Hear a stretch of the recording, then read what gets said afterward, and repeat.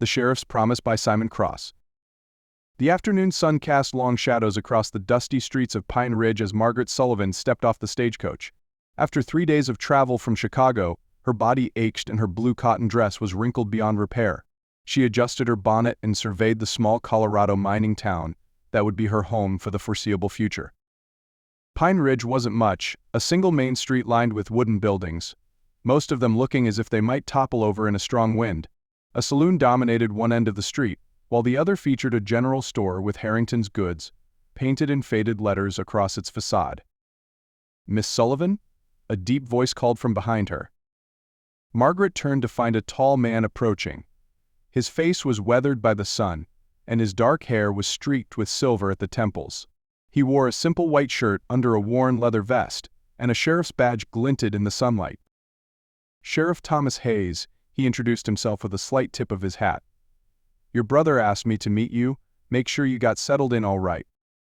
"Thank you, Sheriff," Margaret replied, offering her gloved hand. "I appreciate the welcome. My brother mentioned you in his letters. He spoke highly of you." "Daniel was a good man," Sheriff Hayes said, a shadow crossing his face. "I was sorry to hear of his passing." Margaret nodded, swallowing the lump in her throat. Daniel's death had been unexpected, a mining accident that had left her brother's claim and cabin without an owner. As his only living relative, Margaret had inherited everything. At 32, with no marriage prospects and tired of working as a seamstress in Chicago, she had decided to make a fresh start in Colorado. "I've arranged for your things to be taken to your brother's cabin," the sheriff continued. "It's about a mile outside of town. I can escort you there now, if you'd like." "That would be very kind," Margaret replied, grateful for his assistance. The sheriff helped her into a weathered wagon, and they set off down the dusty road. Margaret studied him from beneath her lashes. Thomas Hayes was not what she had expected. In her imagination, frontier lawmen were rough, uncouth characters. The sheriff, by contrast, spoke with a hint of education in his voice and carried himself with quiet dignity. "How long have you been sheriff here, Mr. Hayes?" she asked, breaking the silence between them. "Going on 5 years now," he replied. "Before that, I was a cavalry officer. Came west after the war." "The war between the states?" He nodded, his eyes fixed on the road ahead. "Fought for the Union. Afterward, I couldn't bear to go back east. Too many ghosts." Margaret understood ghosts. She had been fleeing her own since her fiancé had broken their engagement 3 years earlier, leaving her with nothing but bitter memories and a wounded pride. Chicago had too many reminders of what might have been. "Your brother's claim is one of the better ones," the sheriff continued, changing the subject. "He wasn't wealthy, but he made enough to live comfortably. The cabin is sturdy and well built." "I don't know the first thing about mining," Margaret admitted. "Most of the easy gold is gone anyway," Sheriff Hayes replied. "These days, the real money is in providing services to the miners. Your brother had started a small freighting business before he died, bringing supplies from Denver. It was doing well." Margaret considered this information. She had some money saved, enough to last a few months, but she would need to find a way to support herself soon. The wagon crested a small hill, and the sheriff gestured ahead. "There it is, your new home." Margaret caught her breath. The cabin sat nestled against a backdrop of towering pines, with mountains rising majestically behind them. A small creek bubbled nearby, and wildflowers dotted the clearing around the structure. It was rustic but charming, with a porch across the front and smoke curling from the stone chimney. "Someone's there," Margaret observed, pointing to the thin trail of smoke. "That would be Mrs. Holloway," the sheriff explained. "She's been looking after the place since Daniel passed. I asked her to ready it for your arrival." As they approached, an older woman emerged from the cabin, wiping her hands on her apron. She was round and motherly, with gray hair pulled back in a tight bun and kind eyes that squinted at the corners when she smiled. "Miss Sullivan," she called, waving. "Welcome to Pine Ridge. I've got a stew on the fire and fresh bread cooling. You must be famished after your journey." The warm welcome brought tears to Margaret's eyes. She had not expected such kindness from strangers. "Thank you," she managed, as Sheriff Hayes helped her down from the wagon. "I'll bring your trunks," he said, his voice gentler than before. "Mrs. Holloway will take good care of you." Over the next hour, Margaret was swept into the cabin by Mrs. Holloway's motherly efficiency. The older woman showed her around the surprisingly spacious interior. A main room with a stone fireplace, a small kitchen area, and 2 bedrooms off to one side. Everything was simple but clean, with handcrafted furniture and braided rugs on the wooden floors.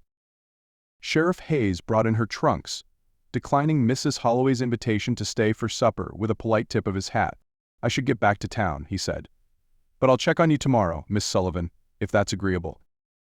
"Yes, thank you," Margaret replied, suddenly reluctant to see him go. In this strange new place, the sheriff represented something familiar and secure. "Don't you worry about a thing," Mrs. Holloway assured her after he'd gone. "That Thomas Hayes is the finest man in these parts. He'll make sure you're taken care of." "I'm not looking to be taken care of," Margaret said, more sharply than she intended. "I came here to make my own way." Mrs. Holloway studied her with shrewd eyes. "Of course you did, dear. Independence is a fine thing. But out here, we all need each other from time to time." Later that evening, after Mrs. Holloway had departed and Margaret was alone in her brother's cabin, now hers, she sat by the fire and opened Daniel's last letter. "Dearest Maggie, you would love it here.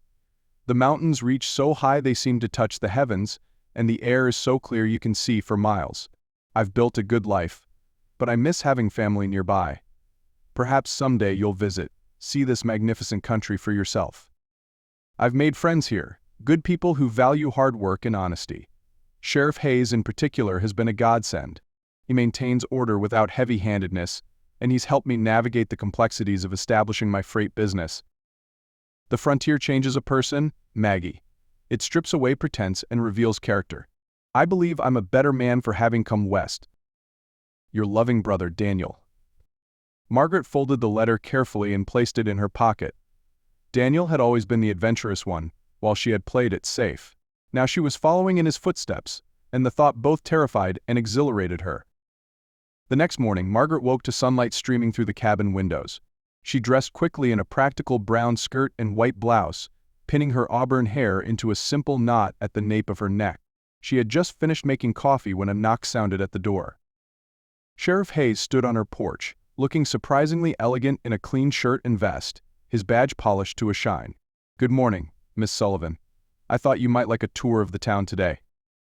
"That would be lovely," Margaret replied, touched by his thoughtfulness. "Please, come in while I finish my coffee. Would you care for some?"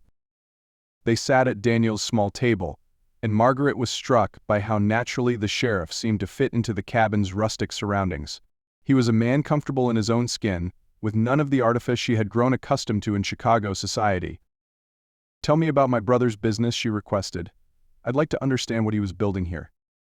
Sheriff Hayes explained how Daniel had started with a single wagon, transporting goods from Denver to Pine Ridge and the surrounding communities.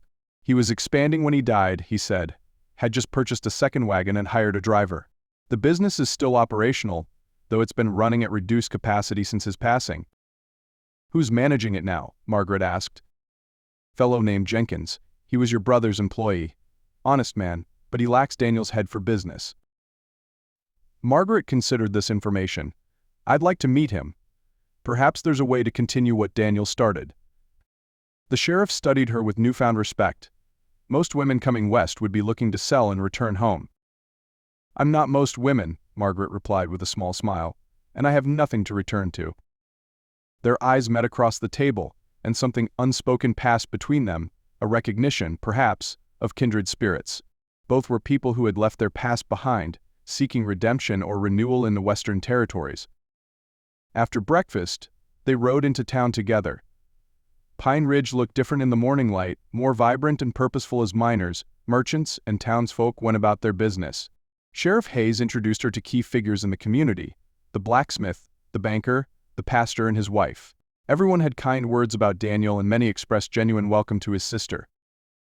At the general store, Margaret met Jenkins, a thin, nervous man with quick eyes and calloused hands. He seemed relieved to see her. "I've been doing my best, Miss Sullivan," he explained, "but your brother had a real knack for this business. He knew what people needed before they did." "I'd like to learn," Margaret told him. "Would you be willing to stay on, show me how everything works?" Jenkins looked surprised but pleased. "Yes, ma'am, I surely would." As they left the store, Sheriff Hayes placed a hand lightly on her elbow. "You're full of surprises, Miss Sullivan. Most city women would run screaming from the idea of managing a freight business. "Perhaps I'm tired of being most city women," she replied with a laugh. "Besides, what are my alternatives? Return to Chicago with my tail between my legs? No, thank you." Their day continued with introductions and explorations. By mid-afternoon, Margaret had formed a clear picture of Pine Ridge and its possibilities. It was a town on the cusp of either growth or decline, depending on the success of the mines and the determination of its inhabitants. As they walked back toward the sheriff's wagon, a commotion erupted from the saloon. A broad-shouldered man with a florid face staggered onto the boardwalk, shouting obscenities. "That's Turner," Sheriff Hayes said, his voice hardening, "owner of the competing freight business. He and your brother had their differences." Turner spotted them and lurched in their direction. "Well, if it ain't the high and mighty sheriff," he slurred. "And who's this? New lady in town?" "This is Miss Sullivan, Daniel's sister," Sheriff Hayes replied evenly. "She's taking over his business." Turner's bloodshot eyes narrowed. "Sullivan's sister? Eh? Well, little lady, you'd be better off selling that outfit to me and heading back east. Freighting ain't women's work." Margaret lifted her chin. "I believe I'll make that determination for myself, Mr. Turner." The man's face darkened. "Your brother was stubborn too. Didn't end well for him." "That's enough, Turner," Sheriff Hayes said, stepping forward. "Go sleep it off." For a tense moment it seemed Turner might resist, but something in the sheriff's steady gaze made him think better of it. He spat on the ground and stumbled back toward the saloon. "Pleasant man," Margaret observed dryly. "He's been trying to monopolize the freight routes for years," Sheriff Hayes explained as they continued walking. "Your brother was his chief competition." "You don't think," Margaret hesitated, "Daniel's accident was investigated thoroughly," the sheriff assured her. "It was a cave-in. Several men were injured, 3 died. Turner's not a good man, but he's not a murderer." Margaret nodded, but a seed of unease had been planted. The frontier was beautiful but dangerous, and she was beginning to understand that her brother's life here had been more complicated than his letters had suggested. Over the next few weeks, Margaret threw herself into learning the freight business. Jenkins proved to be a valuable teacher, explaining the intricacies of the operation with patience and clarity. They acquired a 3rd wagon and hired an additional driver, expanding their routes to include smaller mining camps in the surrounding hills. Throughout this time, Sheriff Hayes was a constant presence, offering advice and protection without being overbearing. He began joining her for supper once a week, and their conversations gradually shifted from business to more personal matters. "What brought you to Chicago originally?" he asked one evening as they sat on her porch, watching the sunset paint the mountains in shades of purple and gold. "I was born there," Margaret replied. "My father was a banker. After our parents died, Daniel headed west seeking adventure, while I stayed behind, thinking I'd marry and start a family." "But you didn't." "No," Margaret sighed. "I was engaged briefly. It ended poorly." The sheriff nodded, understanding in his eyes. "The war left many of us with broken pieces. Some hearts, some bodies, some spirits." "And you? Which was it for you?" "All 3, perhaps," he admitted quietly. "I saw things no man should see. Did things I'm not proud of. Coming west was a chance to start fresh, to be defined by something other than war." Margaret reached out impulsively and touched his hand. "And have you found what you were looking for?" His fingers curled around hers. "I'm beginning to think so." Their relationship deepened as summer turned to fall. Margaret found herself looking forward to his visits, planning her days around the moments they would share. He was unlike any man she had known in Chicago, straightforward and honest, without pretense or posturing. When he finally kissed her, on a crisp September evening with stars scattered like diamonds across the sky, it felt as natural as breathing. But their budding romance did not go unnoticed. Turner's hostility increased as Margaret's business flourished. He spread rumors in town, suggesting that she was receiving preferential treatment because of her relationship with the sheriff. When these tactics failed to undermine her position, he became more direct. One morning, Margaret arrived at the freight office to find the door hanging open and the interior ransacked. Ledgers were scattered across the floor, and the small safe where she kept the business funds had been broken into. Sheriff Hayes arrived quickly when Jenkins sent for him. His face was grim as he surveyed the damage. "This wasn't a regular theft," he observed. "This was meant to send a message." "Turner?" Margaret asked, though she already knew the answer. "Almost certainly, but proving it will be difficult." Margaret straightened her shoulders. We'll rebuild. Order new ledgers. The money can be replaced. The sheriff studied her with admiration. You're a remarkable woman, Margaret Sullivan. I'm a Sullivan, she replied simply. We don't give up easily. True to her word, Margaret had the business back in operation within days. She hired an additional man for security and established new protocols for handling funds. The attack, rather than weakening her position, solidified her reputation in town as a woman of determination and resilience.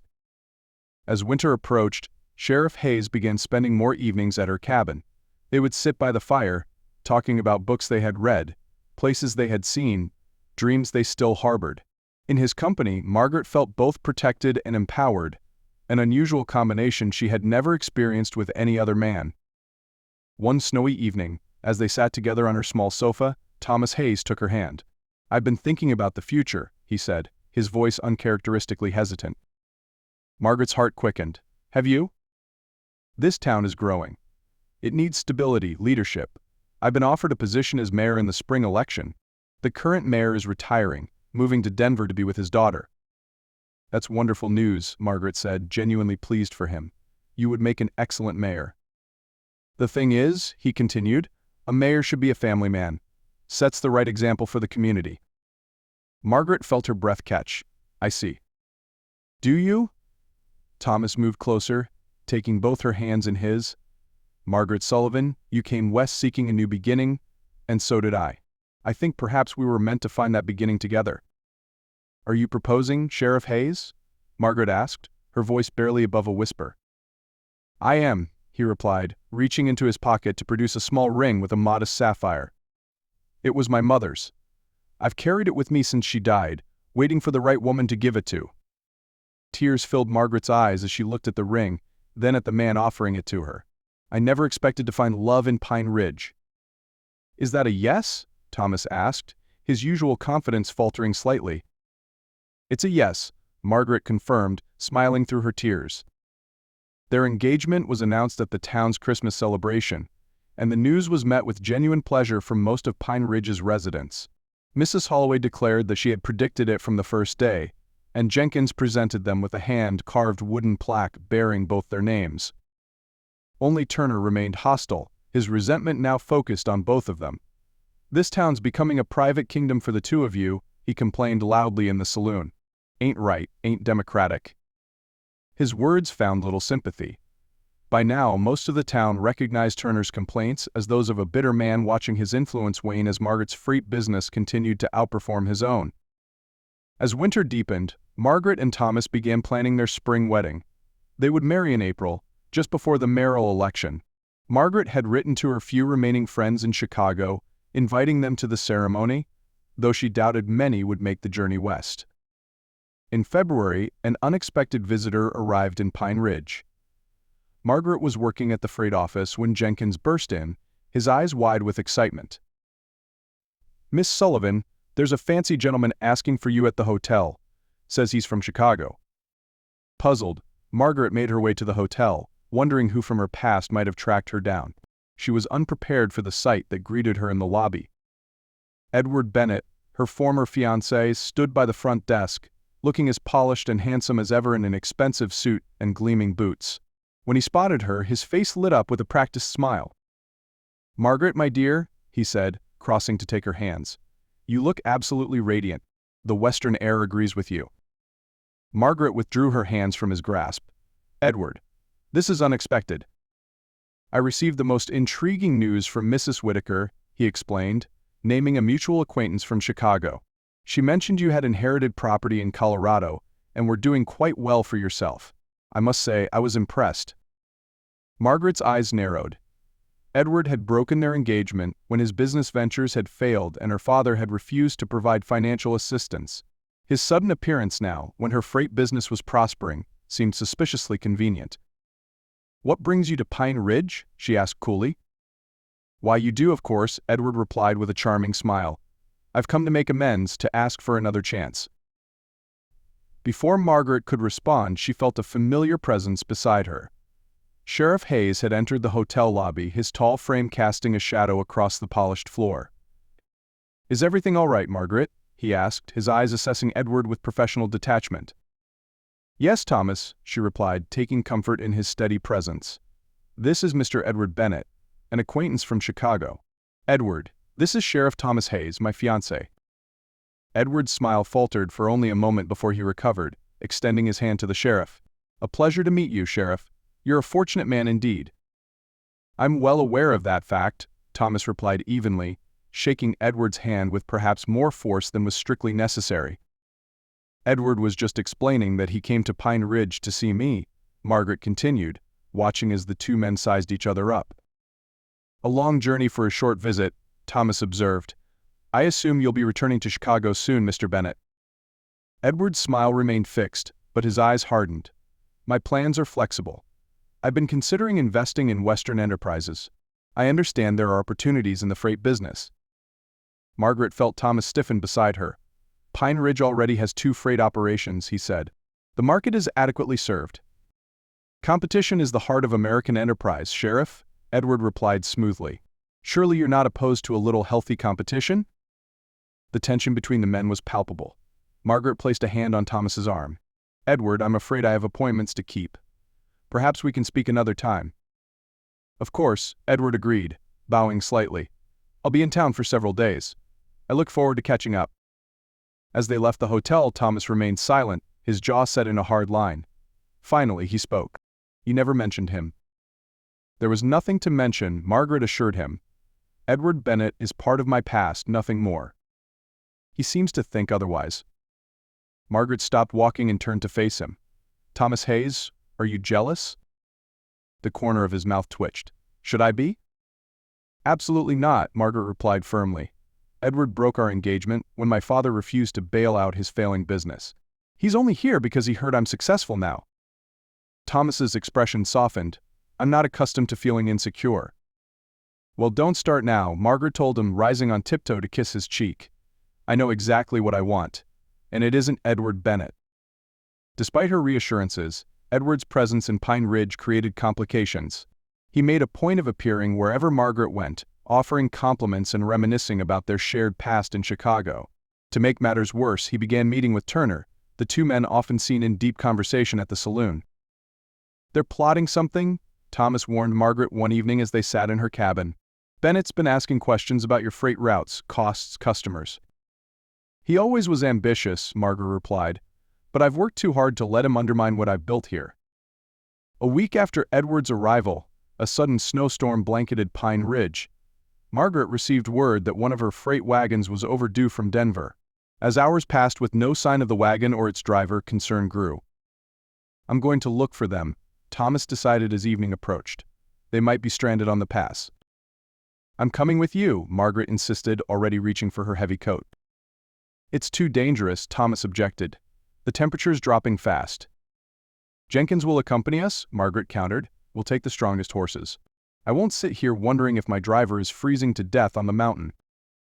Recognizing the determination in her eyes, Thomas relented. Soon the 3 of them were riding through the storm, following the trail toward Denver. The snow was falling heavily, reducing visibility to mere feet, and the wind cut through their layers of clothing with icy precision. They had been riding for nearly 2 hours when Jenkins spotted something ahead, a dark shape barely visible through the swirling snow. As they drew closer, Margaret recognized their freight wagon tipped onto its side in a drift. The driver, a young man named Michaels, was huddled beneath the wagon, wrapped in blankets but shivering violently. "Ambushed," he managed to say through chattering teeth. 2 men, masks, took the strongbox. Thomas's face hardened as he helped wrap Michaels in additional blankets. "We need to get him back to town before he freezes." Who would know the wagon was carrying a strongbox? Jenkins wondered aloud. That information wasn't common knowledge. Margaret and Thomas exchanged knowing glances. Few people had been aware that this particular shipment included funds for the mining company's payroll, a fact that had been mentioned only in Margaret's office, where Edward had appeared unannounced the previous day. The return journey to Pine Ridge was arduous. By the time they reached town, the storm had intensified into a full blizzard. They delivered Michaels to the doctor's house, where he was diagnosed with frostbite but expected to recover. "I'm going to check the saloon," Thomas told Margaret as they stood in the swirling snow outside the doctor's house. That's where Turner and Bennett were last seen. "I'm coming with you," Margaret insisted, pulling her scarf tighter around her face. The saloon was crowded with men seeking shelter from the storm. Turner sat at his usual table, a bottle of whiskey before him, but Edward was nowhere to be seen. "Where's Bennett?" Thomas demanded, approaching Turner's table. Turner looked up with bleary eyes. "How should I know? I ain't his keeper." "You two have been thick as thieves since he arrived," Thomas observed. "Strange that he'd disappear right when a wagon gets robbed." Turner's expression grew wary. "Don't know what you're talking about." "I think you do," Thomas replied, his hand resting on his holstered revolver. "I think you told Bennett about the payroll shipment, and the two of you saw an opportunity." A flicker of guilt crossed Turner's face before it hardened into defiance. "Prove it." "I intend to," Thomas assured him. "Where would Bennett go in a storm like this?" Turner shrugged, but his eyes darted briefly toward the back door of the saloon. It was enough for Thomas, who gestured for Margaret to follow him. They exited through the rear door, finding themselves in a narrow alley behind the saloon. The snow was deep, but fresh tracks led away toward the stables. "He's making a run for it," Thomas realized, "even in this storm." They followed the tracks to the stable, where they found the stable boy unconscious on the floor, a bruise forming on his temple. Edward had taken a horse and fled. "He won't get far in this weather," Thomas said grimly. "The pass will be completely blocked by now." Morning brought an end to the storm, and the news that Edward Bennett had been found frozen to death less than 3 miles from town. The strongbox was strapped to his saddle, its contents untouched. Turner confessed his role in the scheme when confronted with evidence from the stable boy, who had regained consciousness and identified Edward as his attacker. Turner admitted to sharing information about the shipment but claimed he had never intended violence, just theft of the payroll.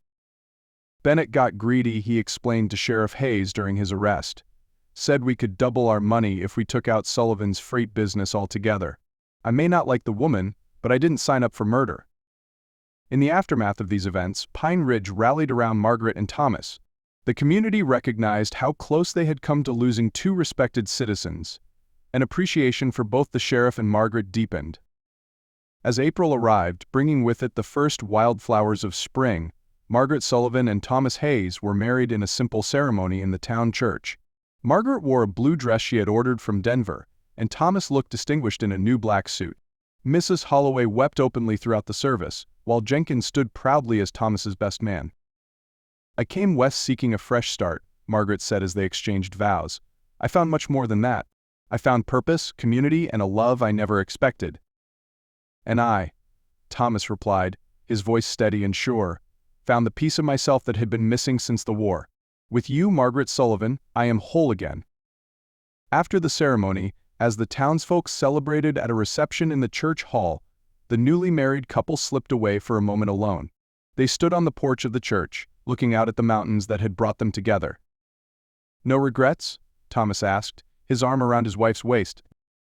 Margaret leaned her head against his shoulder. "Not a single one. This is exactly where I'm meant to be." In the distance, a new freight wagon bearing the name Hayes and Sullivan Freight made its way down the main street, a wedding gift from the town, and a symbol of the new life they would build together on the frontier.